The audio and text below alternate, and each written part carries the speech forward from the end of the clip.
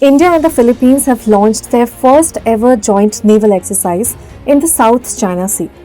The Indian Navy's warships are currently docked in Manila, engaging in what's officially being described as a maritime cooperative activity.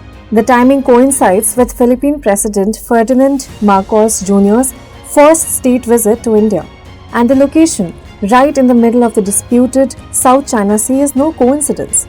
This is where China claims nearly the entire sea, despite overlapping claims from countries like Vietnam, Malaysia, and the Philippines. So, what's the strategic intent behind this exercise? Is this a bold shift in India's Indo-Pacific policy?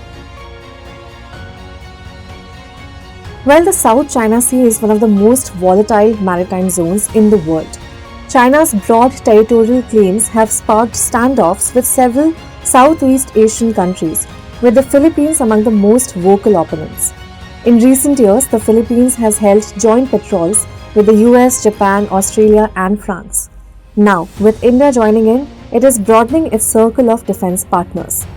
For India, this is a calculated step, a move away from the sidelines and into the strategic center of the Indo-Pacific.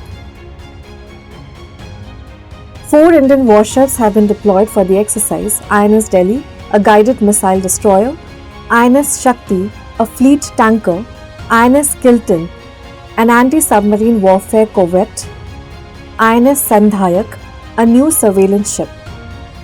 This task force showcases India's blue water naval capabilities, the ability to project power far from its own shores. Now, defense officials from both the nations have called the exercise a symbol of friendship and shared maritime commitment. And while no hostile incidents occurred, Chinese vessels did shadow the patrol, a tactic often seen during similar operations involving foreign navies. This joint sail is part of a broader defense alignment between India and the Philippines. In 2022, Manila signed a $375 million deal for India's Brahmos supersonic missile, New Delhi's first major missile export. Now, more defense acquisitions are on the table. President Marcos has expressed interest in strengthening military ties with India, especially in light of ongoing tensions with China.